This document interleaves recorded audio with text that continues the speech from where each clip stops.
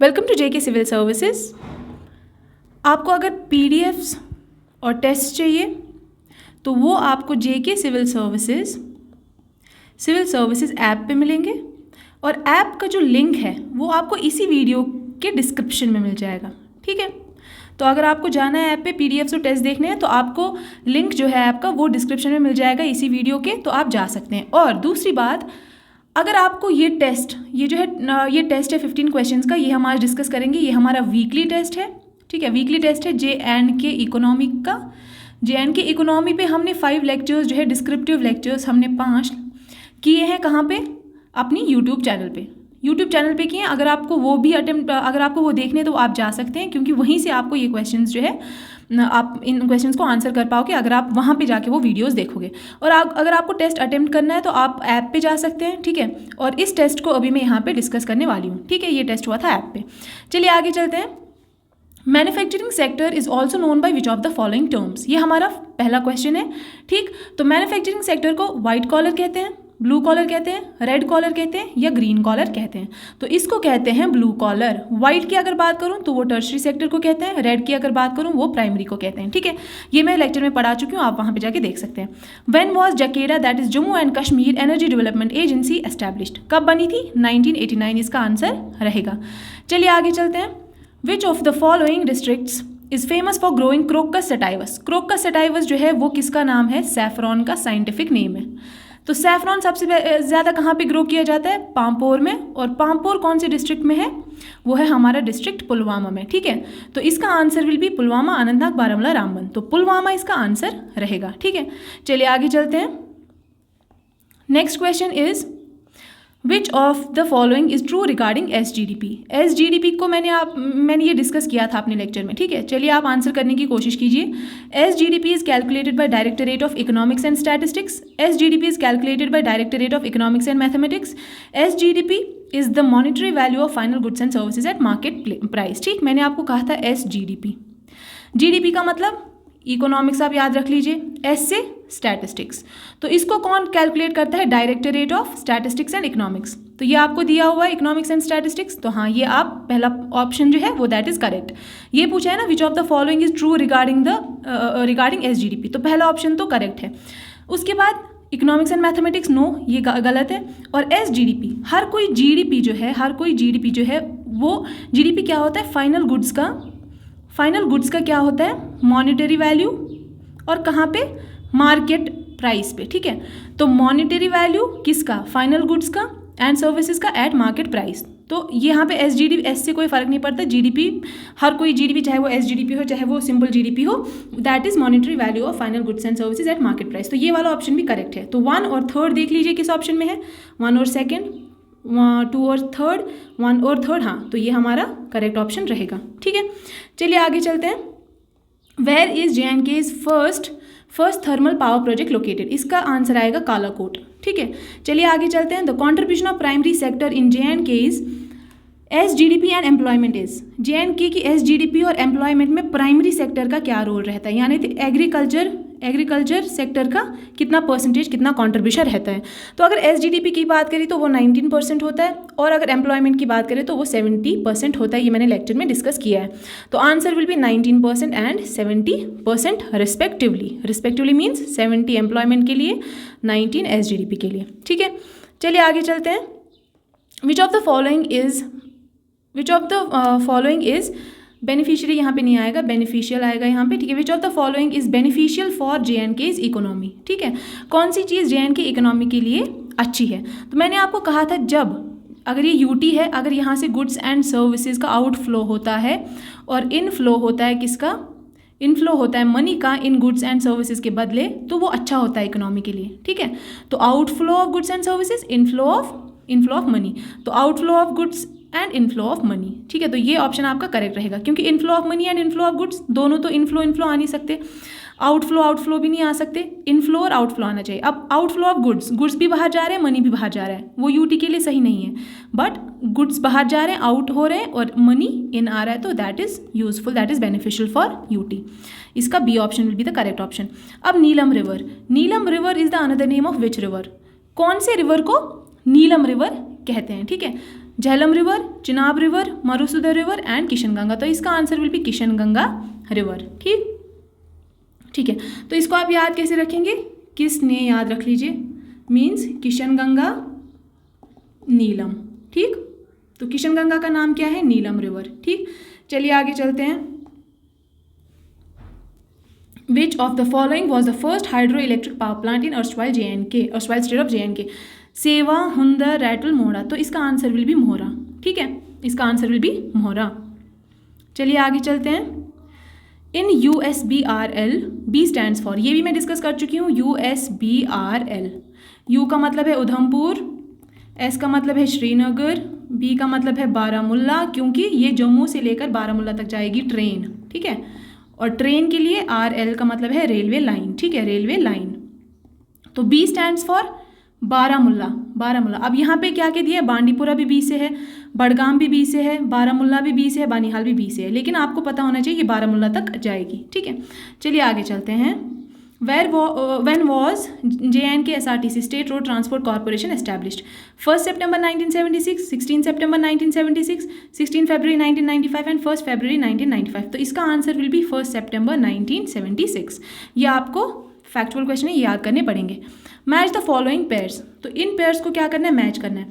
देखिए national highway 1A मैंने आपको कहा था वो जम्मू से लेकर श्रीनगर तक जाता है। ठीक है, कश्मीर तक, जम्मू से कश्मीर तक, तो दो मेल कटरा तो आएगा नहीं। ठीक है, अब देखिए नेशनल हाईवे 1B, सबसे पहले हाँ आप देख लीजिए, नेशनल हाईवे 1A का क्या आएगा, जम्मू से कश्मीर, तो जम्मू से Kashmir is here, that means 1A का क्या आएगा 4, 1 का क्या आएगा 4, तो 1 का 4 देखिए कहाँ कहाँ पे है, सिर्फ इन दो ऑप्शंस में। ठीक है, इसको बोलते हैं हम एलिमिनेशन मेथड। तो या तो ये ऑप्शन आएगा या तो ये ऑप्शन आएगा। अब इस ऑप्शन में 4 का क्या दिया है 2, 4 का 2, दैट मीन्स NH1D कहाँ से कहाँ तक है, श्रीनगर से लेकर लेह तक। ठीक है, ये दोनों तो क्लियर हो गए।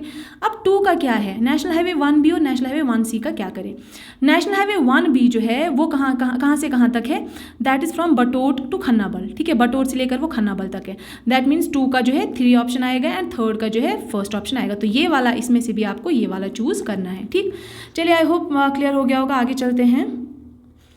JNK is the leading producer of which crop. JNK में मैंने आपको कहा था एक तो राइस उगता है, एक तो वीट उगता है, एक तो मेज़ उगता है। ठीक है, ये भी मैंने कहा था आपको, राइस जो है that is the staple food of Kashmir. ठीक है, स्टेपल फूड ऑफ कश्मीर का स्टेपल फूड है। आप देख लिया, तो leading producer of which crop. और फिर मैंने आपको ये भी कहा था कि यहाँ पे सैफरॉन भी मिलता है। ठीक है, और लेवेंडर भी कुछ कुछ एरियाज़ में ग्रो होता है, जैसे डोडा का नाम लिया था, और भी बहुत सारे एरियाज़ हैं, पर्टिकुलरली मैं डोडा की यहाँ पे बात कर रही हूँ। और सैफरान का भी आपको पता है, कुछ बड़गाम में भी मिलेगा आपको, कुछ आपको किश्तवाड़ में भी मिलेगा, और कुछ आपको कहाँ पे मिलेगा, पुलवामा में भी मिलेगा। ठीक है, लेकिन यहाँ पे क्या दिया गया है, lavender, saffron, black pepper, none of this. यहाँ पे पूछा गया लीडिंग प्रोड्यूसर। प्रोड्यूस तो हम लोग लेवेंडर भी करते हैं, सैफरॉन भी, ब्लैक पेपर भी, लेकिन सबसे लीडिंग मतलब हम सबसे ज़्यादा प्रोड्यूस, हमारा जो है JNK में सबसे ज़्यादा क्या प्रोड्यूस होता है, जो कि और कहीं UT में इतना ज़्यादा प्रोड्यूस नहीं होता, तो दैट इज़ सैफरॉन। सैफरॉन का मैंने आपको कहा था कि JNK जो है वो माना जाता है, सैफरॉन की बहुत ज़्यादा यहाँ पे प्रोडक्शन होती है। ठीक, चलिए आगे चलते हैं। Which crop accounts for largest area under cultivation in Kashmir valley. तो ये मैं आपको बता चुकी हूँ, राइस एंड मेज, वीट एंड मेज, राइस या वीट। तो राइस, क्योंकि ये क्या है, ये हमारा स्टेपल फूड है, इसलिए ये ज़्यादा ही ग्रो किया जाता है। ठीक, चलिए आगे चलते हैं। आगे चलते हैं। Which of the following pairs are not correctly matched. कौन करेक्टली मैच नहीं है। ठीक, किशनगंगा झेलम पे है, हाँ किशनगंगा जो है वो झेलम रिवर पे, और किशनगंगा का दूसरा नाम क्या है, नीलम। इसका मैंने आपको ट्रिक बताई थी, किसने झेला बंदे को, किसने झेला, वो नोटोरियस बंदा था, तो किसने झेला, झेलम से। फिर यहाँ पे आएगा रैटल प्रोजेक्ट आएगा, यहाँ पे इन्होंने गलत लिखा है, RATLE रैटल। ठीक है, रैटल जो है वो कहाँ पे है, that is on Chenab river, वो भी सही है। ठीक, अब कुआर जो है वो चिनाब रिवर में है, कुआर से मैंने आपको कहा था वो किश्तवाड़ में है। ठीक है, और किश्तवाड़ में मोस्टली चिनाब ही बहती है। ठीक, और कीरू मैंने आपको कहा था K for Kiru, K for Kishtwar, ये किश्तवाड़ में था, लेकिन किश्तवाड़ में क्या बहती है, चिनाब। तो यहाँ पे ऑप्शन में क्या दिया है, झेलम। तो झेलम पे तो कीरू होगा नहीं, क्योंकि झेलम किश्तवाड़ में और किश्तवाड़ में चिनाब बहती है, तो यहाँ पे ये वाला जो है that is the incorrect pair. ठीक है, which of the following pairs are not correctly matched. ये भी करेक्टली मैच्ड है, ये भी करेक्टली मैच्ड है, ये भी करेक्टली मैच्ड है, लेकिन 4th दैट इज़ कीरू जो है that is not correctly matched. ठीक है, चलिए आई होप आज के लिए इतना ही था, ये 15 क्वेश्चंस थे, आई होप आपको समझ आ गया होगा। एंड यहाँ पे मैं और एक बहुत इंपॉर्टेंट चीज़ आपको बताना चाहती हूँ, कुछ क्वेश्चंस ऐसे हैं जिनमें जो MB एम्बिगुअस हैं, ठीक है, जिनका आंसर जो है वो एम्बिगुअस है थोड़ा सा। क्यों? क्योंकि कहीं पे जैसे मैंने आपको एक तो रैटल प्रोजेक्ट के बारे में बताया था, फिर कुछ बच्चे मुझे बोल रहे थे, दूसरा कौन सा था, और एक रिवर का मुझे बच्चे बोल रहे थे कि ये किश्तवाड़ में नहीं है, ये डोडा में नहीं है, किश्तवाड़ में है। मुझे अभी वो क्वेश्चंस याद नहीं आ रहे। तो आप देख लीजिए एक्चुअली क्या है कि मैंने 2-3 सोर्सेज से देखा है, कहीं पे मुझे किश्तवाड़ मिला है, कहीं पे डोडा मिला है, कहीं पे मुझे रामबन मिला है। तो इसलिए थोड़ी सी, हाँ, बगलेहार डैम किसी ने कहा था कि बगलेहार डैम जो है वहाँ पे मैंने आपको डोडा करवाया था। फिर बाद में जब मैंने देखा कहीं पे मुझे डोडा मिला, कहीं पे मुझे क्या मिला, कहीं पे मुझे रामबन मिला, ठीक है, और कहीं पे किश्तवाड़ भी मिला कुछ ऑप्शंस में, ठीक है। तो अभी मैं क्या करूँगी, आप वेट कीजिए, एक 2-4 मिनट की एक वीडियो आएगी, उसमें मैं जो भी आपके डाउट्स हैं ना, जो आप बोल रहे हैं कि मैम अपडेटेड नहीं थे क्वेश्चंस, उनका अभी आंसर चेंज हो गया, वो 4-5 क्वेश्चंस में लेकर आऊँगी उस वीडियो में। तो आप वेट कीजिए, वो हम यूट्यूब पे करेंगे ताकि आपके सारे डाउट्स जो है वो क्लियर हो जाएँ। वो हम यूट्यूब पे अपलोड करेंगे, वो सिर्फ शॉर्ट वीडियो रहेगा 3 to 4 मिनट्स का। चलिए, आई होप आपको ये वीडियो अच्छा लगा होगा। मिलते हैं नेक्स्ट लेक्चर में। Till then, good bye, thank you. Hello everyone, welcome to JK civil services weekly test first जो आपका हुआ है, उसमें जो जनवरी का national and international current affairs का पोर्शन था उसका ये एनालिसिस वीडियो है। तो चलिए फिर स्टार्ट करते हैं। यहाँ पे पहले क्वेश्चन से, where is India's first BHEL built coal to methanol pilot plant located. ठीक है, इंडिया का पहला coal to methanol pilot plant कहाँ पे बनाया जाएगा? ऑप्शंस हैं मुंबई, हैदराबाद, चेन्नई एंड नोएडा। एंड इसका करेक्ट आंसर क्या है? वो है हैदराबाद। ओके, एंड किसने इनॉग्रेट किया था इसको? Union minister for heavy industries Mahendra Nath Pandey, है ना। ओके, चलिए नेक्स्ट क्वेश्चन पे। Which Indian movie won the best film award eight Dhaka international film festival? कौन सी इंडियन मूवी थी जिसको बेस्ट फिल्म अवार्ड मिला था? कहाँ पे? ढाका इंटरनेशनल फिल्म फेस्टिवल में। ऑप्शंस है खून जागल, जय भीम, मक्कार, लाइन ऑफ द अरेबियन सी और सरदार उधम। ठीक है, and the correct answer is खून जागल। ठीक है, खून जागल क्या थी? एक तमिल फिल्म है, ठीक है, जिसको बेस्ट फिल्म अवार्ड मिला कहाँ पे? ढाका इंटरनेशनल फिल्म फेस्टिवल में। ठीक है, और इसके डायरेक्टर कौन थे? PS विनोद राज। ओके, चलिए next. In which city PM Narendra Modi laid foundation stone of Major Dhyanchand University that is to be built at an estimated cost of ₹700 crore? कहाँ पे, मतलब कहाँ पे foundation stone PM Narendra Modi ने रखी? किसकी? मेजर ध्यानचंद यूनिवर्सिटी की। ठीक है, और इसका एस्टिमेटेड कॉस्ट कितना है? ₹700 करोड़।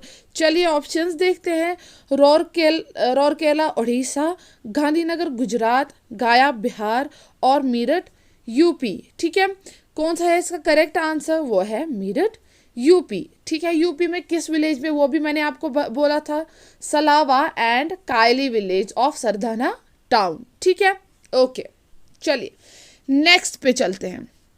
इसके बाद है इन जनवरी 2022 dash dash launched a dash dash days reading campaign. PAIGN है, चलिए राइटिंग मिस्टेक है, कोई नहीं। पढ़े भारत जिसका नाम था, एक रीडिंग कैंपेन चलाया गया था, किन्होंने लॉन्च किया, कितने दिन का था? ठीक है, जिसका नाम पढ़े भारत था, to encourage the reading habit among the students till grade 8। Okay, चलिए ऑप्शंस देखते हैं। Ministry of youth affairs and sports and 100 days campaign था, ministry of education and 50 days campaign था, ministry of skill development and entrepreneurship 100 days campaign था, या ministry of education और 100 days campaign था? इसका करेक्ट आंसर जो है, पढ़े भारत जो कैंपेन चला था, किन्होंने इसको लॉन्च किया था? Ministry of education. और ये कितने दिन का कैंपेन था? ये था 100 डेज कैंपेन। ठीक है, ओके जी, चलिए नेक्स्ट क्वेश्चन पे।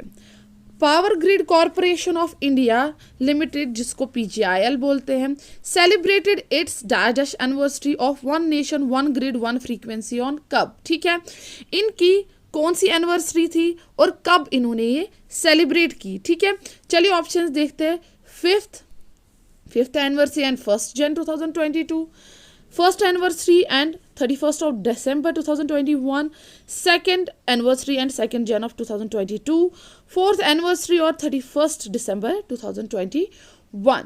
एंड इसका करेक्ट आंसर जो है इनका जो था, इनकी फर्स्ट एनिवर्सरी थी, जो कि इन्होंने कब सेलिब्रेट की थी, 31st December 2021 में. ओके, चलिए जी नेक्स्ट पे आते हैं. Which state became first LPG enabled and smoke free states of India in January 2022. कौन सी स्टेट पहली बनी LPG enabled and smoke free state India की, कब, जनवरी 2022 में, विद द हेल्प ऑफ प्रधानमंत्री उज्ज्वल योजना स्कीम एंड गृहिणी सुविधा स्कीम के अंडर. ठीक है, with the help of these two schemes कौन सी स्टेट इंडिया की बनी first LPG enabled and smoke free states of India. Option देखते हैं, हिमाचल प्रदेश, वेस्ट बंगाल, गुजरात और Odisha. And the correct answer is Himachal Pradesh. ठीक है, कौन सी है, हिमाचल प्रदेश. ओके, चलिए नेक्स्ट.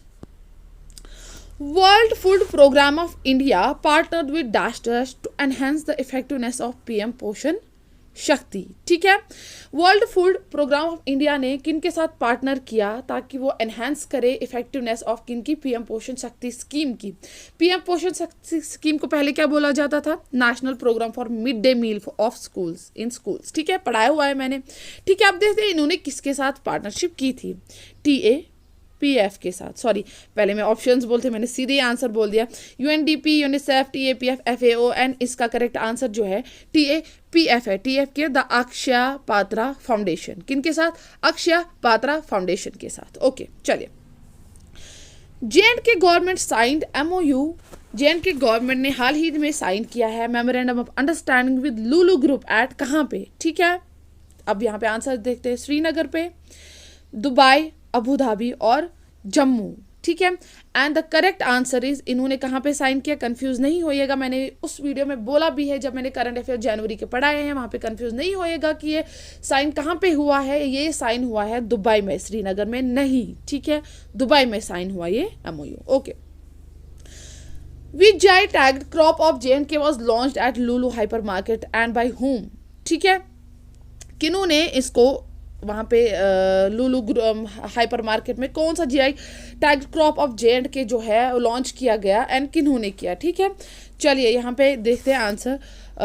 पेपर माशी, कश्मीरी पश्मीना, सैफरॉन और Kani shawl. And the correct answer is saffron. ठीक है, बाय होम यहाँ पे लिखना भूल गए हैं. किन्होंने किया था, LG साहब ने. ठीक है, किन्होंने, LG ने. LG कौन है यहाँ के, मनोज सिन्हा ने. ओके जी, चलिए. Headquarter of Lulu group is at. Headquarter of Lulu group कहाँ पे है, आंसर देखते हैं, Abu Dhabi, Dubai, USA, USSR. Headquarter जो है इसका कहाँ पे है, अबू धाबी. करेक्ट आंसर कौन सा है, अबू धाबी. ओके, चलिए. हेडक्वार्टर ऑफ सेंचुरी फाइनेंशियल, क्योंकि रिसेंटली J&K गवर्नमेंट के साथ साइन किया गया दूसरा MOU, किन्होंने, सेंचुरी फाइनल ने, to build to set 3 hotels and 1 commercial cum residential complex. कहाँ पे, श्रीनगर में. ओके, तो अब यहाँ पे सेंचुरी फाइनेंशियल का भी हेडक्वार्टर देख लेते हैं.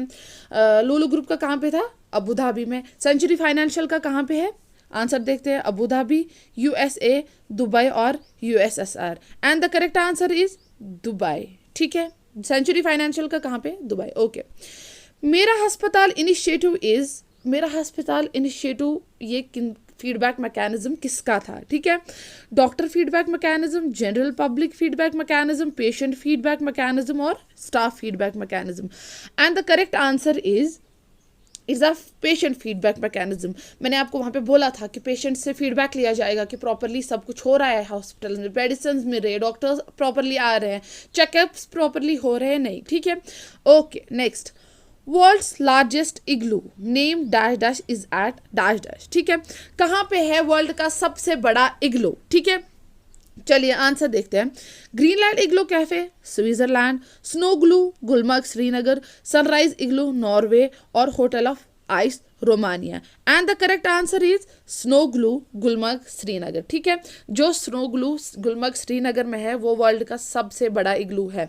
एंड जो ग्रीनलैंड इग्लू कैफे स्विट्जरलैंड वो उससे पहले था. ठीक है, चलिए। Dash dash top the list of most popular world leaders. कौन है जिन्होंने टॉप किया है list of most popular leaders? Answer है Joe Biden, Narendra Modi, Justin Trudeau और Scott Morrison. And the correct answer is, option है ये, ठीक है, and the correct answer is Narendra Modi. Narendra Modi ने टॉप किया है मोस्ट पॉपुलर वर्ल्ड लीडर्स की लिस्ट को। ओके, चलिए। PM Modi has inaugurated a new campus of Chittaranjan national cancer institute CNC। ठीक है, कहाँ पे इन्होंने लॉन्च किया है? इन विच सिटी? चलिए आंसर देखते हैं, सॉरी ऑप्शन देखते हैं। कोलकाता, मुंबई, गुजरात और Chennai. And the correct answer is Kolkata. ठीक है, कहाँ पे? कोलकाता, राजरहाट। ठीक है, और इसका एस्टिमेटेड कॉस्ट कितना था? ₹530 करोड़। ओके, चलिए जी, ये हो गया करंट अफेयर्स का पोर्शन। अल्लाह हाफिज, बाय बाय। अस्सलाम वालेकुम, welcome to JK civil services platform. Guys, आपका जो वीकली टेस्ट हुआ हमारी ऐप पे, उसके वीडियो एनालिसिस लेके आ रहा हूँ मैं आपके सामने। और इस वीडियो एनालिसिस में मैं आपको जो climate and crops in India का जो पोर्शन था उसको डिस्कस करूँगा।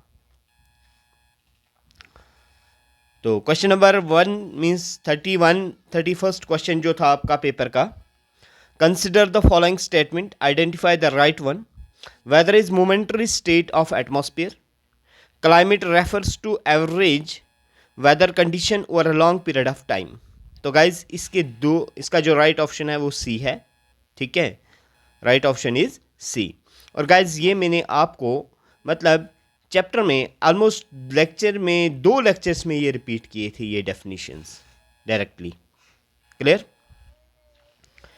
नेक्स्ट क्वेश्चन है हमारे पास, identify the prominent characteristic of monsoonal rainfall in India. Rainfall is seasonal in character. It has declining trend with the increasing distance from the sea. The monsoon rain occur in a wet spell of a few days duration at a time. तो यहाँ पे guys देखिए, यहाँ पे क्या है, ये हमारा जो मैंने आपको एक अलग से यहाँ पे एक टॉपिक मैंने आपको बताया भी था, वहाँ पे लिखा भी है मैंने, कैरेक्टरिस्टिक ऑफ मानसूनल रेनफॉल। तो ये सारे कैरेक्टर्स वहाँ पे मौजूद आप पाओगे। क्लियर? तो that's why the right option is again C. Okay, next question जो हमारा है guys, consider the following statement, identify the right one. यहाँ पे the movement of ITCZ play an important role in the Indian monsoon. Second statement है the ITCZ is zone of low pressure which attract the inflow of winds from different direction. तो guys आपने देखा ITCZ actually क्या है, this is the India की position ये है। तो इक्वेटर जस्ट यहाँ पे है, इंडिया जो है वो 8 degree 4 minute north above the equator है। ओके, ये जो हमारा इक्वेटर 0 डिग्री होता है, यहाँ पे एक जोन प्रोड्यूस होता है, लो प्रेशर बेल्ट होती है। क्लियर? ये मैंने आपको लेक्चर्स में गाइस बताया हो अच्छी तरह से। तो ITCZ का मतलब है इंटर ट्रॉपिकल कन्वर्जेंस जोन। यहाँ पे इस जोन पे क्या होती हैं, जो ट्रेड विंड्स आती हैं, यहाँ से भी इस तरह से और इस तरह से यहाँ पे आती है, इक्वेटर को अप्रोच करेंगे। क्लियर? कॉरियलिस फोर्स का इम्पैक्ट है, ये अच्छी तरह से डिटेल में लेक्चर में मैंने बताया गाइस। तो यहाँ पे हमें देखना है कि कौन सी स्टेटमेंट्स राइट है। तो दोनों स्टेटमेंट गाइस राइट है। Again option C is the right option. Okay, Which of the following important factors responsible for weather formation in any region? तो गाइज मैंने बोला कम से कम 20 से ज़्यादा फैक्टर्स जो रिस्पॉन्सिबल है, और हमने कुछ फैक्टर्स के नाम यहाँ पे बताए, इनलिस्टेड किए थे अपने लेक्चर्स में, जिसमें टेम्परेचर बताया गया है, लैटिट्यूड बताया गया है, प्रेशर है, रेनफॉल है, ठीक है, आपका ड्यू है, फॉग है, अल्टीट्यूड है, काफ़ी फैक्टर्स ऐसे हैं। लेकिन ये जो लॉन्गिट्यूड है गाइस, ये जो फैक्टर है यहाँ पे लॉन्गिट्यूड, तो लॉन्गिट्यूड जो होता है वो वेदर फॉर्मेशन के लिए रिस्पॉन्सिबल नहीं है। तो आपने 3 एलिमिनेट करना है गाइस। एलिमिनेशन मेथड क्या है? 3 कटा, 3 कटा और 3 कटा, आपका आंसर ऑटोमेटिकली आ जाएगा। मतलब इवन अगर आपको एक भी पता है कि भाई ये तो कंफर्म नहीं आएगा, तो you can approach with elimination method, और आप क्वेश्चंस को अप्रोच कर सकते हो। क्लियर? और ये आप लेक्चर में देखिए, ये सारे फैक्टर्स वहाँ पे नोट किए गए हैं। Clear? What are the forces which affect the velocity and direction of wind? कौन कौन सी फोर्सेस है गाइज? प्रेशर ग्रेडियंट फोर्स है, फ्रिक्शनल फोर्स है, कॉरियलिस फोर्स है। तो गाइज देखिए क्या चीज़ है, आपने देखा वेलोसिटी और डायरेक्शन ऑफ विंड पे प्रेशर ग्रेडियंट तो ज़रूरी है, मतलब हाई प्रेशर रीजन एक जगह बनेगा गाइज, लो प्रेशर रीजन दूसरी जगह बनेगा। ठीक है, जिसकी वजह से विंड्स हाई प्रेशर से लो प्रेशर की तरफ फ्लो करेंगी। ओके, ठीक है। उसके बाद फ्रिक्शनल फोर्स भी है गाइज। विंड की जो स्पीड होगी ना, अगर विंड की स्पीड है, अगर फ्रिक्शन है यहाँ पे, ठीक है ना, फ्रिक्शन की वजह से क्या होते हैं, इसकी स्पीड कम होगी। क्लियर?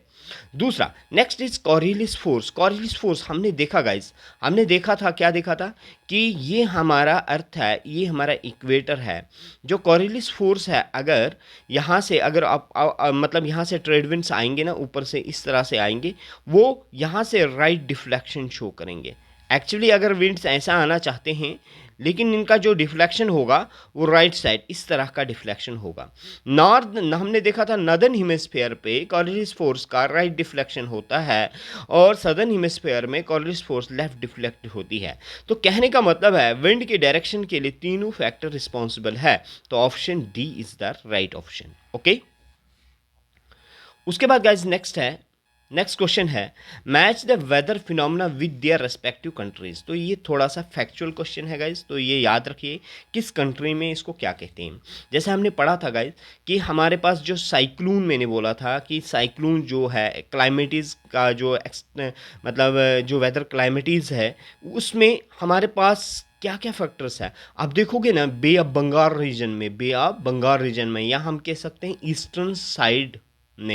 ईस्टर्न साइड में क्या होगा, हमारे ट्रॉपिकल साइक्लोन। अगर आपने इंडिया ट्रॉपिकल साइक्लोन को इंडियन के साथ रिलेट कर दिया गाइस, फॉर एग्जांपल आप रेस्ट चीज़ें नहीं जानते हो, तो यहाँ पे ऑप्शन अच्छी तरह से बनाया हुआ था कि फर्स्ट टू बी आपको सिर्फ इसमें मिल रहा है, तो this is the right option. तो यहाँ पे क्या हुआ, हमारे पास फिर क्या क्या चीज़ें आ गई। हमने देखा कि ट्रॉपिकल साइक्लोन जो है वो इंडिया में है। उसके बाद हॉरिकेन्स जो हैं आपको वो कहाँ मिलेंगे, आपको वेस्ट इंडीज़ में मिलेंगे। ठीक है, टाइफून्स जो हैं, टाइफून्स आपको कहाँ पे मिलेंगे, टाइफून्स आपको चाइना में मिलेंगे। विलीज जो है वो ऑस्ट्रेलिया में। तो this is the right option B. Clear? उसके बाद है north east trade winds cause which of the following. क्या काज करते हैं north east trade wind guys? तो हमने देखा था नॉर्थ ईस्ट ट्रेड विंड, अगर देखो स्टेटमेंट में क्या है, यहाँ पे है winter rain in the northern western India, तो नहीं। Winter rain in Chennai, dust storm in the Thar desert, inclement condition in the Indian Himalayas. तो यहाँ पे देखो गाइज क्या है, विंटर रेन इन चेन्नई। मैंने बोला था कि तमिलनाडु एक ऐसी जगह है जो कि जब हमारे नॉर्थ ईस्ट ट्रेड विंड्स आते हैं, जब तो नॉर्थ ईस्ट ट्रेड विंड जो है वो तमिलनाडु में खूब बारिश करवाते हैं। तो winter rain in Chennai, Chennai कहाँ है, तमिलनाडु में guys. This is the right option B. Clear? For cotton cultivation which of the following soil is consider most suitable. तो देखो गाइज एग्जाम्स के लिए भी मैं बोल रहा हूँ, जो मैंने आपको स्लाइड बोली थी वो बहुत इंपॉर्टेंट है, जिसमें हमने देखा था कौन सी क्रॉप है, लीडिंग प्रोड्यूसर कौन है, और सॉइल कौन सी सुटेबल है। तो यहाँ पे आपने देख लेना है, कॉटन कल्टिवेशन के लिए जो हमारे पास है वो ब्लैक सॉइल होती है। Option B is the right option. ठीक है, वो स्लाइड बहुत इंपॉर्टेंट है गाइज, मैंने लेक्चर में वहाँ पर भी बताया आपको। Clear?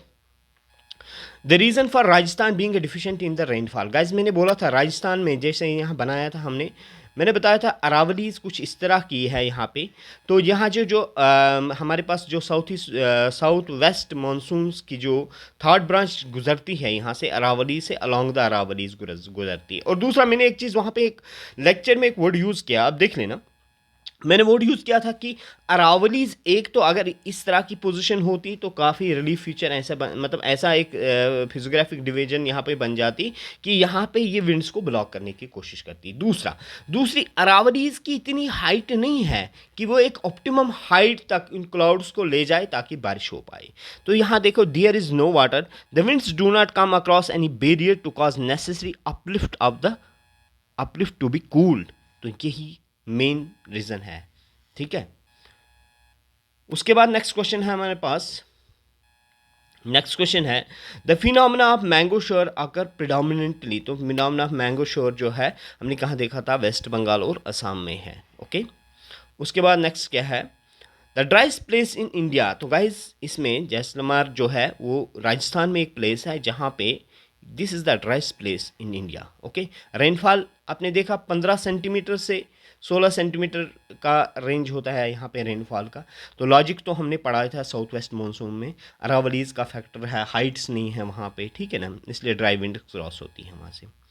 Rabi crops are sown in which month, तो किस मंथ में है guys, October November, this is the right option. Okay, next which state is the highest producer of wheat in India, तो गाइस अभी रिसेंटली अपडेट हुआ है इसका, इसमें यूपी आता है, उत्तर प्रदेश, ठीक है। उसके बाद which among the following is the rabi crop, कौन सी है रबी क्रॉप, तो mustard is the rabi crop guys. Okay, ये फैक्चुअल क्वेश्चन है।